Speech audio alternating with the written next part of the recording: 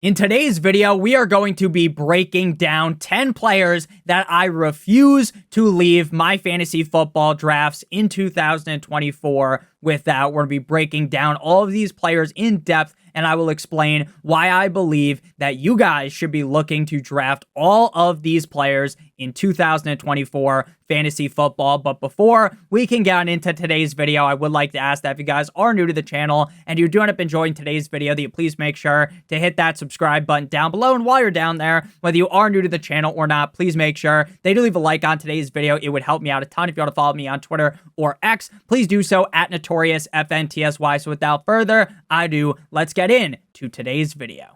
We begin with the first player that I refuse to leave my fantasy football drafts without, and that is Josh Jacobs, running back of the Green Bay Packers, aggregate ADP, running back 12 at pick 28. The aggregate ADP is sourced from ESPN, Sleeper, NFL, and RT Sports. Now, if you drafted Josh Jacobs last season, it was a complete and utter unmitigated disaster. The whole Las Vegas Raiders offense was completely inept. They end up firing Josh McDaniels. They end up benching Jimmy G-Spot, Jimmy Garoppolo. They bring in a new head coach. They change up the quarterback position with Aiden O'Connell, and things start to go well. The problem for Josh Jacobs was once everything started to point in the right direction, the man goes down with an injury. He suffers a quad strain and misses the end of the season. So he only plays in 13 games, finishes as the running back 28, and based upon where you drafted him, you got absolutely rinsed, despite the fact that on paper things were looking incredibly solid after having an amazing 2022 fantasy football campaign. 2023 was the exact opposite, but I believe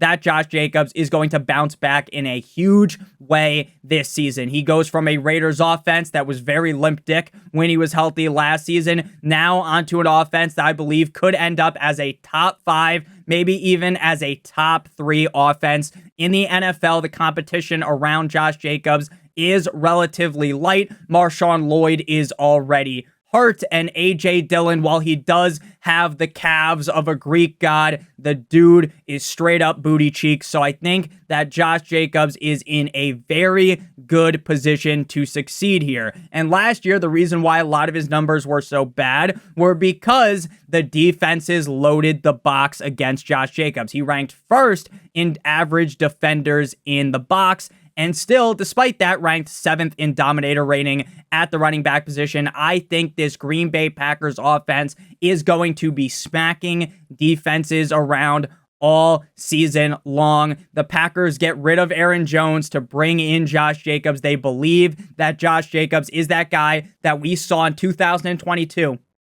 that was beating the ever-living shit out of defenses, and I believe that he is going to do that this season. I think this Packers offense is going to be so good that Josh Jacobs has the upside to score 15 plus touchdowns this season. I think people are severely overthinking him. The fact that you can get him in the 3rd round currently is absolutely ludicrous. At number 2, we got Nico Collins, Nico Cousin, let's go bowling, wide receiver of the Houston Texans, aggregate ADP wide receiver 14 at pick 31. Now, a lot of people are off the reservation when it comes to Nico Collins. They have abandoned ship, right? They are trying to get onto one of those little boats, shout out Little Yachty, that comes down off the Titanic that people tried to get away in, right? Put the women and children in there. They are jumping ship because they are scared of Stephon Diggs, right? And they're panicking because now that Stephon Diggs is there, Nico Collins can't be good. And what I will tell you is that Nico Collins last season shows you that this guy is the number 1 receiver on the Houston Texans, even with Diggs and Tank Dell there. Last season, he ranked 2nd in yards per route run, 3rd in yards per target, 9th in yards per reception, 10th in yards per team pass attempt, 5th in expected points added, a very important metric at the skill position, and 3rd in fantasy points per target. Doing it all with CJ Stroud, who got Nico Collins to be the 10th wide receiver in terms of target quality rating. Nico Collins was a guy that for many fantasy football players came out of nowhere like an RKO from Randy Orton. But for me, if you were subscribed to me back then, you watched my videos back then, you would have known that I was giving Nico Collins the Suka Lamink, the Gawk Gawk 9000 special last season, talking up Nico Collins. If you drafted him last season, you were just ecstatic. And I think the exact same thing is going to happen this year. And we're just pushing, suppressing down his price because Stefon Diggs is there. He was the wide receiver 7 in PPR points per game last season, and I believe he is going to look even better in 2024. I think CJ Stroud is going to stay as a top 5 quarterback in the NFL, and this is an amazing situation to be in Houston. And if you don't draft Nico Collins, you're going to have a problem. Get it, Houston? We have a problem. At number 3, we got Malik Nabers, wide receiver of the New York Football Giants. Aggregate ADP wide receiver 24 at pick 52. Now, our first 2 picks, we're staying with offenses that I project to be very solid. Malik Nabers, not the same situation, right? The Giants offense was a laughingstock last season. They go from beating the cold like Minnesota Vikings in the playoffs. Obviously, they got spit roasted by the Eagles in the 2022 NFL playoffs after that. But hey, things were looking promising. Brian Daboll this, Brian Daboll that. And then the team ends up being a steaming pile of dog shit. But in 2024, I don't even care how the Giants perform. I really do believe that Malik Nabers can make it regardless of how bad on paper this situation is. Now, it's important to note that he is currently day to day with an ankle injury, which is something to monitor. Brian Daboll, now on Ozempic, looking great, said that the ankle is not believed to be fractured and that Nabers' ankle is sore. From everything that I've seen, it seems like he's going to be fine, but you want to stick a pin in this. You want to monitor it, because if Malik Nabers isn't back in practice by like late August when you're actually doing your draft, then I believe that you should start to worry, because it could linger into the season. But as of right now, I'm not panicking too much. In case you don't know about Malik Nabers, he played at LSU with Jayden Daniels. 13 games played last year, 89 receptions on 130 targets for 1,569 yards, 17.9 yards per reception. And he had a 31.9% target share in an LSU offense that included Brian Thomas Jr., another first-round pick to the Jacksonville Jaguars, and 14 receiving touchdowns. In terms of workout metrics, this will have you salivating. 93rd in terms of 40-yard dash, 85th percentile speed score, 98th percentile burst score, and 81st percentile catch radius. And when you look at the wide receivers around Malik Nabers, it is very clear, crystal clear, that this man is going to have a feast. This guy is going to eat in New York.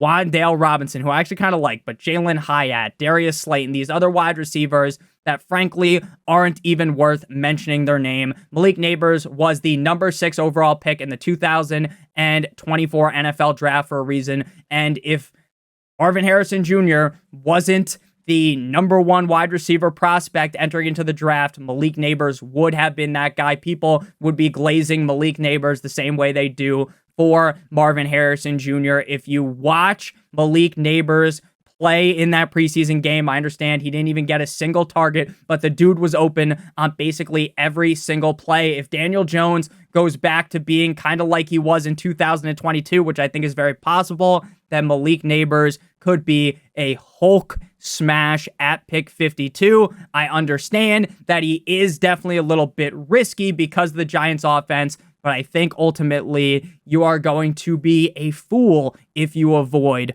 Malik Nabers. At number 4, we got Titty Boy T. Higgins, wide receiver of the Cincinnati Bengals, aggregate ADP wide receiver 27 at pick 58. Now, the T. Higgins slander has gone too far. Now, I actually haven't really seen anyone slander T. Higgins, say that this guy is completely washed, this, that, and the other thing. He simply cannot play, right? No one's saying that about him, but his ADP kind of tells you that, right? Wide receiver 27. Now, I understand last year, if you drafted T. Higgins, he gave you a good old Cleveland steamer straight on your chest. Wide receiver 51 in PPR, played in 12 games with 11 starts. He missed 1 game with a rib injury and 4 with a hamstring strain. He only had 76 targets, 42 receptions, 656 receiving yards, and 5 total touchdowns. Important to understand and remember that last season, the Cincinnati Bengals were a team that was just so up and down. They come out the gate, Joe Shiesty's banged up, everything's going wrong.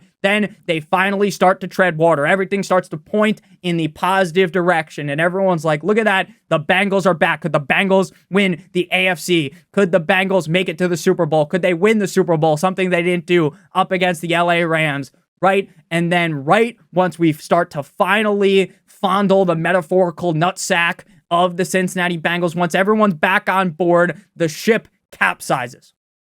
Everything goes wrong because Joe Burrow is now out for the season. Even during that time where Joe Burrow was out, T. Higgins had some solid performances. And it is important to understand that his prior 2 seasons outside of last year, he had 110 plus targets, 70 plus receptions, 1,000 plus receiving yards, and 6 plus receiving touchdowns. So what's more likely, that T. Higgins is trash, that T. Higgins is magically just now trash, right? He's not super old, so it's not like he is on this crazy age cliff to where we could really see a fall off. The guy's playing on the franchise tag. He wants a brand new contract, and I think he's going to go out there and put up big numbers this season so he can earn the contract that he's owed. Again, I get if you just look at last season, you're going to come to the conclusion that T. Higgins wasn't all that good. But I think the Bengals, when healthy, are a team that could easily be the best offense in the NFL. This is a team that could heavily consolidate the targets going to just Jamar Chase and T. Higgins. And I think there's going to be a bunch of games this season where T. Higgins even has more points than Jamar Chase. At number 5, we got the short king, Kyler Murray, quarterback of the Arizona Cardinals. Aggregate ADP quarterback 9 at pick 71. Now, I know while Kyler Murray does struggle to get on certain roller coasters at Universal, this is a guy that can play football. I understand he missed the first half of last season due to the ACL recovery. He also tore his meniscus in 2022. So once he was healthy last year, it wasn't amazing, right? You weren't watching the games and being like, oh, that's the old Kyler Murray. You were like, okay, Kyler Murray looks pretty solid. But again, it is important to understand that when you're coming off of an ACL, you might not be as comfortable running the ball. Same thing goes with the meniscus. He tore his meniscus and his ACL in 2022. We are now in, a further point away from the ACL, the meniscus tear, which will tell us that Kyler Murray will be a lot more comfortable this year, and he will have a lot more of that ability that we are used to prior in his NFL career and dating all the way back to college. He was the quarterback 10 in points per game last season. He averaged 33.5 pass attempts per game, 22 completions, 65.7% completion percentage, 224.9 passing yards per game, 10 passing touchdowns at a 3.7% rate. The passing touchdown rate is important because if you're a quarterback that is solid, you should be around the 5% number. Now, Patrick Mahomes, he could go crazy. He could go way over the 5% number, but most quarterbacks that are competent will be around the 5% number. So Kyler Murray being at 3.7 tells you that it is going to go up. Only 0.62 interceptions per game. The big kicker here, though, for Kyler Murray is the rushing upside. 44 carries in 8 games for 244 rushing yards and 3 rushing touchdowns. Again, doing this coming off of a torn ACL and a torn meniscus. You have to understand that that is going to impact his ability to run the ball. And in 2024, another year removed, he is going to be a lot more confident with running the rock. Also, you have to count in the fact that they bring in Marvin Harrison Jr., this generational prospect that everyone needs to get off of their knees to stop sucking on this man because everyone loves him so much. And I'm a Marvin Harrison truther as well. There's a lot of positive reports about Michael Wilson on this team as well. And Trey McBride is a very reliable tight end. Kyler Murray is the kind of guy that could rush in 10 plus touchdowns and no one would be surprised at all. We know how important the rushing ability is for fantasy football at the quarterback position. 10th in fantasy points per drop back. He's in an even better situation now. And Kyler Murray's coming off the board as the quarterback 9. So we're basically drafting him at his floor, right? He's, in my opinion, guaranteed, unless he gets hurt, knock on wood, to be a top 9 quarterback. And his upside is the quarterback number 1. At number 6, we got Raheem, the wet dream Mostert, running back of the Miami Dolphins, aggregate ADP running back 25 at pick 74. Now, Raheem Mostert was another guy that I called my shot on Babe Ruth style and said that I loved Raheem Mostert, and it ended up paying off big time. He was the running back 5 in PPR and the running back 4 in PPR points per game. Now, I fully understand that Devon Achane is going to end up getting more touches than he got last season. I fully get that, but I don't think that Raheem Mostert is going to do the dash and disappear. He is still going to be involved in this offense, and everything I hear out of Mike McDaniel's mouth is telling you that Devon Achane isn't fucking Christian McCaffrey, who's going to just have the lion's share of touches where the running back number 2 barely even touches the ball. It's going to be an offense that utilizes multiple running backs, and Devon Achane can still ball out with minimum touches due to how efficient he is, how fast he is, but we still have to acknowledge tribal chief style. Shout out Roman Reigns, not that Fugazi solo Sikoa. Raheem Mostert could end up leading the team in carries. Again, do I think that's the most likely scenario? Fuck no, baby, but it is possible. Last year, he was 20th in carries, 10th in rushing yards, 42nd in targets, 42nd in receptions, 43rd in receiving yards, but he scored 21 touchdowns, first at the running back position. Again, Nick, Raheem Mostert's old. I understand. 11th, though, in true yards per carry, 7th in juke rate, 6th in breakaway run rate, 10th in evaded tackles, and 8th in dominator rating. Nick, Raheem Mostert, injury prone in his career. I understand, right? If Raheem Mostert was coming off the board at pick 27, right? Or maybe even the reverse, right? He's pick 74, you're dyslexic, now he's pick 47. Then I would be panicking. Oh shit, I don't want to draft Raheem Mostert at pick 47. But at pick 74 on an offense, again, we're hunting great offenses here with a lot of these picks. The Dolphins should be one of the best offenses in the NFL. They're a team that has a great run scheme under Mike McDaniels, that Kyle Shanahan, the 49ers run scheme. I love Raheem Mostert here. If something happened to Devon Achane, knock on wood, Raheem Mostert could be a top 5 running back. And if nothing happens, he's just a reliable running back 2 for you weekly that has the upside to hop into the end zone multiple times in any given week. At number 7, we got Fergalicious, Jake Ferguson, tight end of the Dallas Cowboys. Aggregate ADP tight end 10 at pick 82. Last year, Jake Ferguson was the tight end 10 in PPR and the tight end 10 in PPR points per game. Jake Ferguson last season was his first real year, seeing a lot of the workload as the lead tight end on the Dallas Cowboys. And he was a guy that I really liked going into last season as well. Had him on my championship winning team last year. Team 2 of these nuts in your mouth. Ended up winning the championship. Shout out to Jake Ferguson, who helped me do that. And he's going to help me win yet again. Win there, win everywhere. Shout out Charlie Sheen. Tight end 10 in PPR last year, 10 in PPR points per game.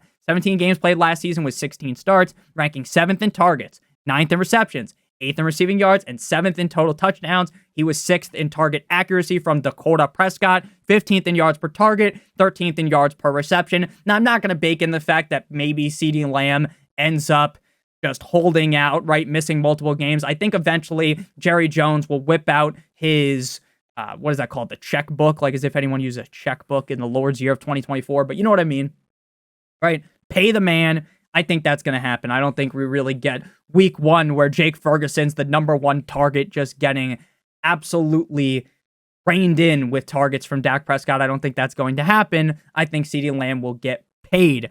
But Jake Ferguson, there is a legitimate scenario where the season ends and Jake Ferguson is number 2 in terms of targets. I know Jalen Tolbert has been rising up rankings. Jalen Tolbert has gotten a lot of hype. People are banging the drum for him, and there's Brandon Cook still there, but there's a legitimate situation where Jake Ferguson ends the season as the number 2 target on this team behind CeeDee Lamb. He's being drafted at his floor, tight end 10, and I think that he's even better than the numbers he put up last season. I think that Jake Ferguson, based upon his build and based upon how the Dallas Cowboys offense is going to be scoring a lot of points, is going to have the opportunity to score more than 5 touchdowns. Now, I understand the touchdown number is incredibly sticky. Maybe everything goes wrong, you run bad, and Jake Ferguson only scores 2 touchdowns, right? But based on the fact that he scored 5 last year, I could easily see him getting 7 or 8, which could move him, be the reason why he is a top 5 tight end. Jake Ferguson has that big game upside. We saw it in the playoffs last season, and I think people are heavily sleeping on the number 2 weapon on the Dallas Cowboys. At number 8, we got Javonte Williams, running back of the Denver Broncos, aggregate ADP running back 32 at pick 90. Now, we have been, as a channel, I've been someone that was ice cold on Javonte Williams, frozone from the Incredibles. I didn't want anything to do with Javonte Williams. And then I started to really think about it, and we've been talking about this over the last couple of videos, so I'm not going to sit here explain Javonte Williams for 8 hours, but I figure, hey, if I want to make a video of dudes that I really love drafting, I need to include Javonte Williams because as the running back 32 off the board in a Sean Payton offense, as the clear number 1 running back. We saw that in preseason. We have seen all the hype from the beat reporters in training camp talking about how this dude is the clear number 1 back. He looks like his old self from prior to the ACL. We're now 18 plus months removed from the ACL injury. We talked about it with Kyler Murray. When they come back that year after the ACL, it's a little bit finicky in a lot of situations, unless you're like Adrian Peterson or something.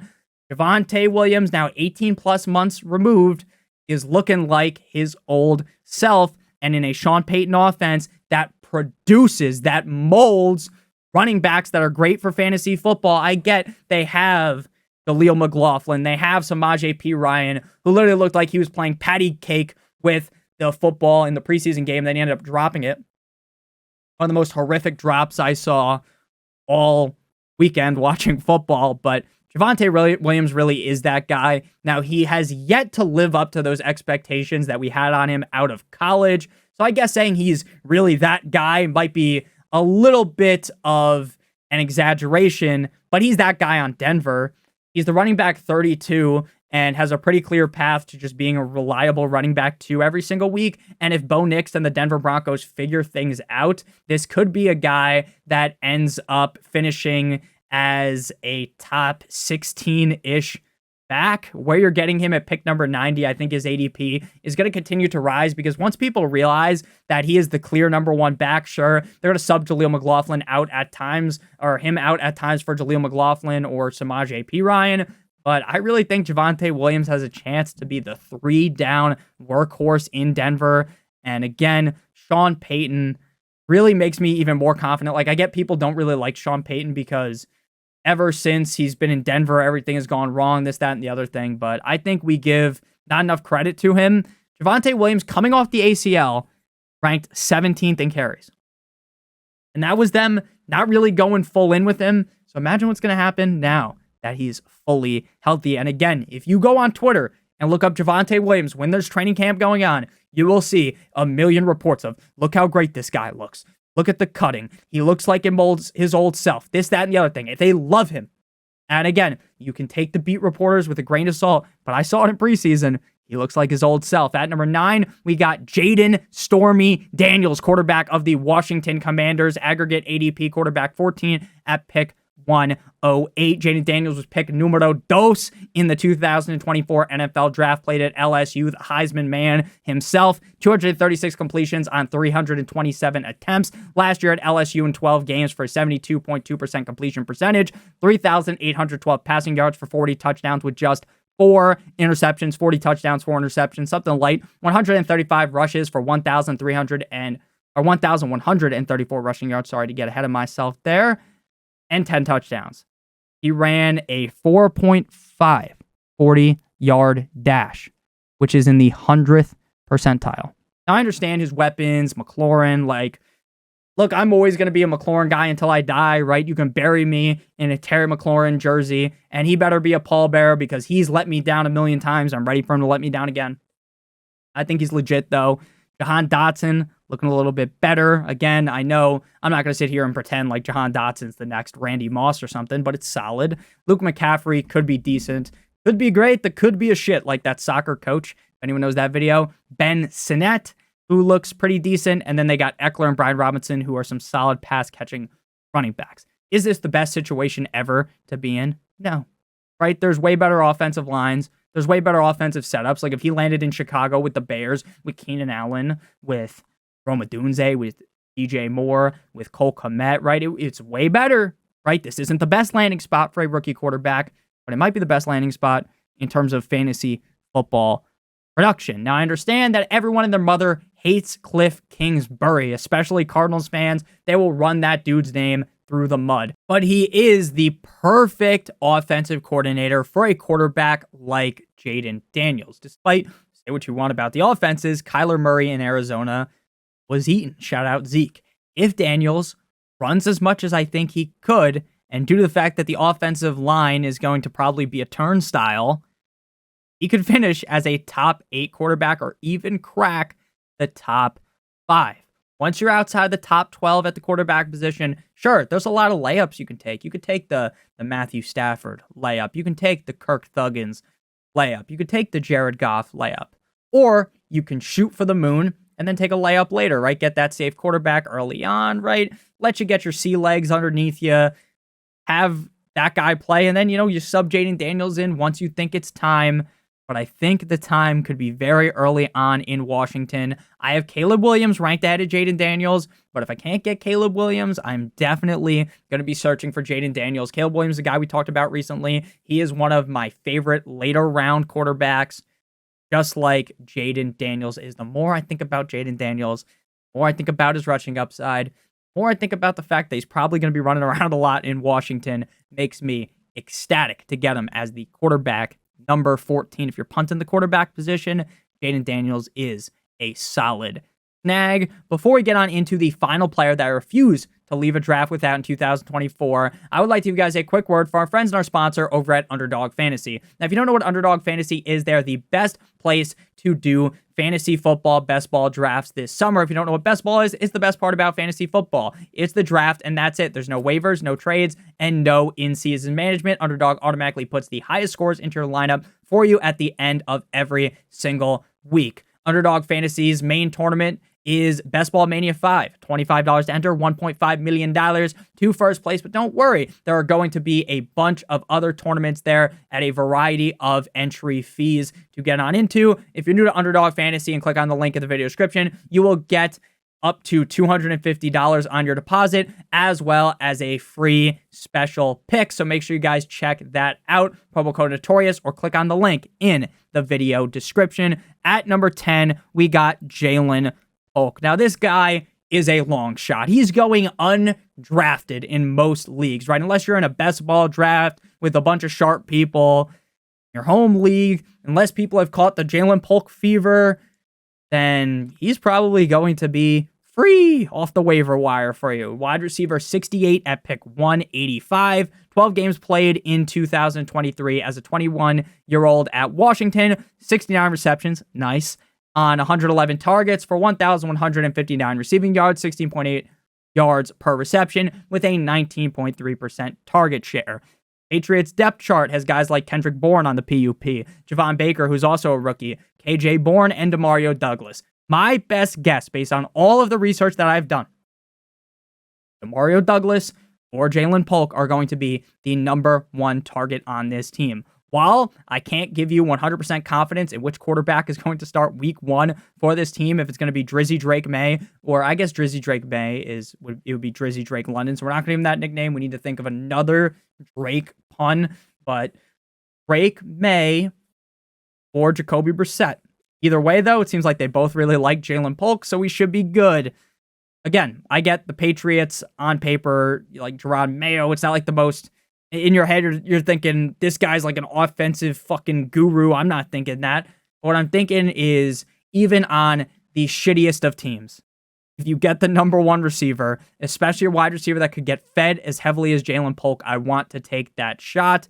I'm going to draft him in basically all my leagues because he is free. Either him or Demario Douglas. I'm getting one of these guys on my team because I really do believe that whichever one of these guys hits could be a flex option for you weekly that you get outside of the top 60 wide receivers. And if Jacoby Brissett plays really well or Drake May plays really well, then there's even more untapped potential there. So thank you guys all so much for watching. If you did end up enjoying today's video, please make sure that you do hit that subscribe button down below. While you're down there, whether you are new to the channel or not, please make sure that you leave a like on today's video. It would help me out a ton. If you want to follow me on Twitter or X, please do so at NotoriousFantasy. If you would like my rankings, the cheat sheet down below in the video description on Patreon. Love you guys all so much. Hope you have a great one. And as always, good boy.